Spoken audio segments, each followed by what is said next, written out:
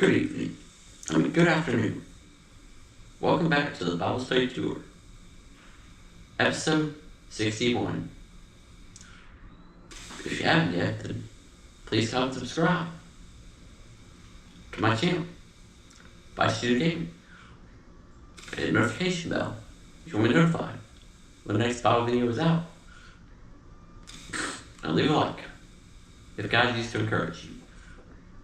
Alright, today we're going to be looking at Leviticus chapter 18, and it's titled Unlawful Sexual Relations. Alright, we'll start with verse 1, and we'll go all the way to the end, to verse 30. Alright, with all that being said, let's begin the reading of the scriptures. Alright, here we go. And the Lord spoke to Moses, saying, Speak to the people of Israel, and say to them, I am the Lord your God. You shall not do as they do in the land of Egypt, where you lived. You shall not do as they do in the land of Canaan, to which I am bringing you. You shall not walk in their statutes. You shall follow my rules, and keep my statutes, and walk in them. I am the Lord your God. You shall therefore keep my statutes and my rules. If a person does them, you shall live by them. I am the Lord. None of you shall approach any one of his close relatives to uncover nakedness. I am the Lord. You shall uncover the nakedness of your father, which is the nakedness of your mother. She is your mother. You shall uncover her nakedness. You shall not uncover the nakedness of your father's wife. It is your father's nakedness. You shall not uncover the nakedness of your sister, your father's daughter, or your mother's daughter, whether brought from the family or in another home. You shall not uncover the nakedness of your son's daughter, or your daughter's daughter. For their nakedness is your own nakedness. You shall not uncover the nakedness of your father's wife, father's wife's daughter, brought up in your brought in your father's family, since she is your sister. You shall not uncover the nakedness of your father's sister. She is your father's relative. You shall not uncover the nakedness of your mother's sister. She is your mother's relative. You shall not uncover the nakedness of your father's brother. That is, you shall not uncover his wife. She is your aunt. You shall not uncover the nakedness of your daughter-in-law. She is your son's wife. You shall not uncover her nakedness. You shall not uncover the nakedness of your brother's wife. It is your brother's nakedness. You shall not uncover the nakedness of a woman and of her daughter. And you shall not take her son's daughter or her daughter's daughter to uncover her nakedness. To uncover her nakedness. They are relatives. It is depravity. And you shall not take a woman as a rival wife to her sister by covering her nakedness while her sister is still alive. You shall not approach a woman to uncover her nakedness while she is in her menstrual uncleanness. And you shall not lie sexually with your neighbor's wife, and so make yourself unclean with her.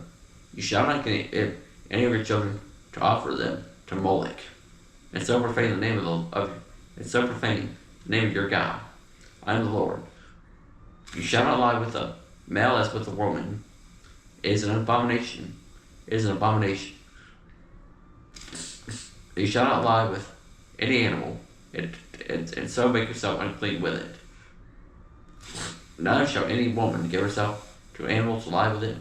It is perversion. Do not make yourselves unclean by any of these things. For by all these, the nations I am driving out before you have become unclean. And the land became unclean, so I punished its iniquity, and the land vomited out its inhabitants.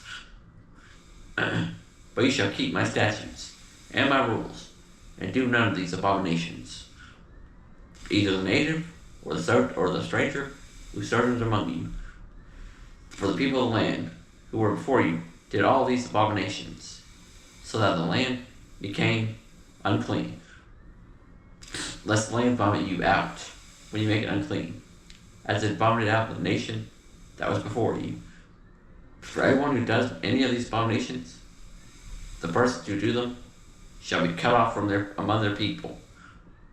So keep my charge, never to practice any of these abominable customs that were practiced before you, and never to make yourselves unclean by them. I am the Lord your God. Alright, man.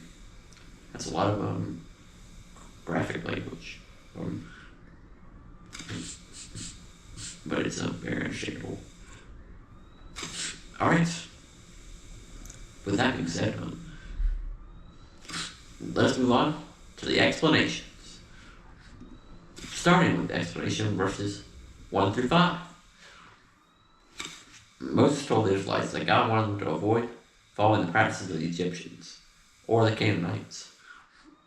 When the Israelites entered the land of Canaan, they were not supposed to follow the cultural practices of the Canaanites. They were supposed to follow and obey God's commands and laws. The Lord told the Israelites to keep his laws, and said that the person who practices them will live by them. This section basically describes two lifestyles: the sinful lifestyle and the holy lifestyle. The holy lifestyle is living your life, walking in obedience to God's commands, and doing everything for his glory. The Israelites had to follow the Mosaic law in perfect obedience, which is impossible apart from God's Spirit. The good news is that Jesus made this possible. By his death and resurrection, he cleansed the entire world of sin and gave his Spirit to those who accepted his gift of salvation.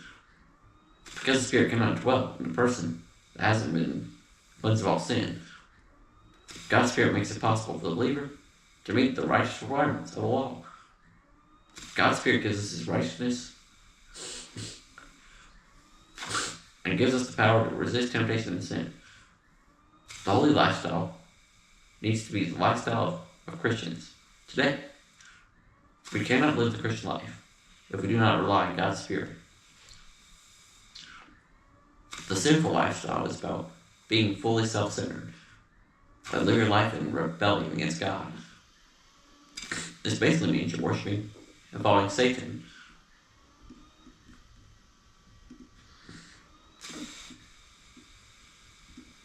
The selfish and arrogant person has no regard for others, but doesn't care how much evil they do, as long as they get what they want. Living this lifestyle only leads to an eternity in the lake of fire, eternally separated from God. Alright, now let's move on to the explanation verses 6 through 18. The Israelite men were not allowed to have sex with any of their close relatives, which is incest. It was also forbidden to have sex with a mother and her daughter, and the mother's granddaughter. It was also forbidden to take a wife that is a rival to her sister and have sex with her while she is still alive. Incest in the beginning was not wrong because it was required to build up population. When the population of the world got large enough, it was no longer necessary. But incest is a sin. It can fracture and damage a marriage and an entire family. If a man had a wife and decided to take her sister as a wife also, that would be wrong because it is polygamy. In this case of polygamy, it was wrong because it would be committing adultery against the man's current wife, and would create a rivalry for the approval of the husband with her sister. This would create fractured relationships for the first wife and her husband, and the first wife and her sister. The patriarch Jacob had two sisters as wives, which were Leah and Rachel. Leah and Rachel fought each other for their husband's approval and love. The only good thing that came from this rivalry was the building of the nation of Israel. Now, we shall move on to the explanation verses 19 through 23. It was also forbidden for a man to have sex with a woman while she is unclean. It was also forbidden to have sex with your neighbor's wife. It was also illegal for people to sacrifice their children in the fire of Molech. It was forbidden to have homosexual relations or have sex with a man. Abortion is the modern-day equivalent of sacrificing children to Molech. Abortion and burning children in the fire are both murder and deserve the death penalty. But women sacrifice children today to the idol that is their career. They also worship the idol of sex without consequences. The excuses given today for abortion are children are too expensive, giving up a career, the child is just tissue, or the child is a part of their body. It is very disheartening to see that people love murdering innocent children, yet are against the death penalty for guilty murderers. It is cold-hearted murder to kill innocent children. And the sad thing is that it is encouraged. The culture has deceived women into thinking that it is their right to kill the child, but make them think that it's not really a child, but a part of their body. Homosexuality is sinful because it goes against God's plan for marriage between a man and a woman. It's not natural for a man to have sex with another man because sex is made for having children. And you cannot have children.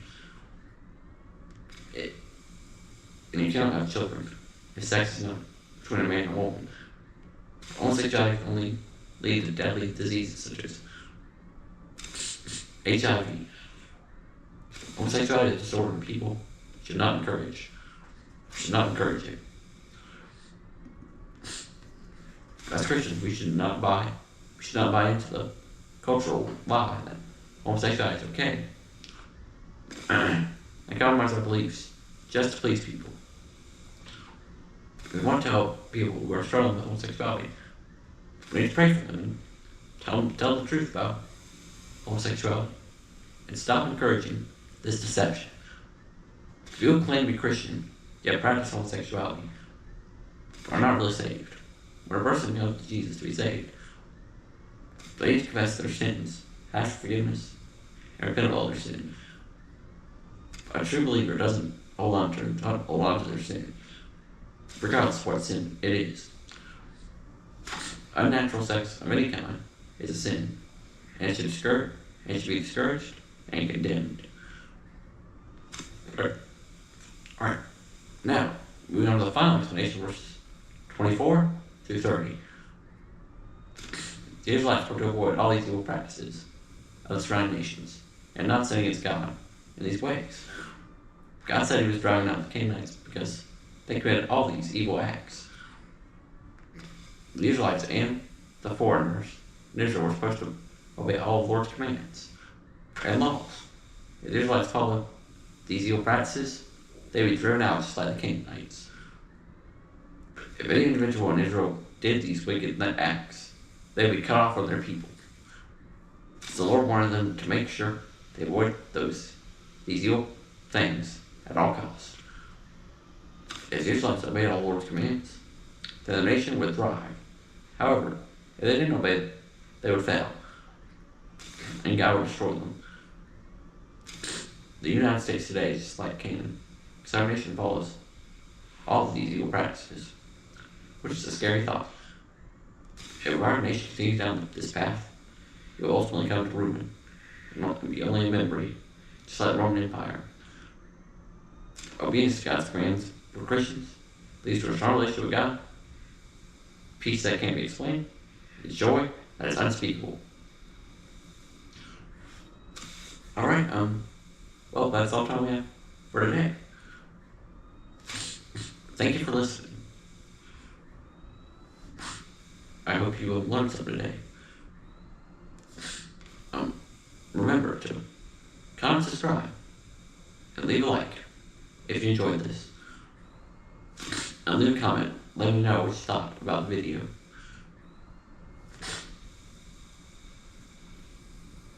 It was quite an interesting chat. I think it is timely for today. Alright, I really hope you guys enjoyed this. I hope you are more encouraged today. I really appreciate it. Thank you. And all glory be to Christ Jesus alone. He deserves it all. Well, I'll see you guys on the next one. Good day.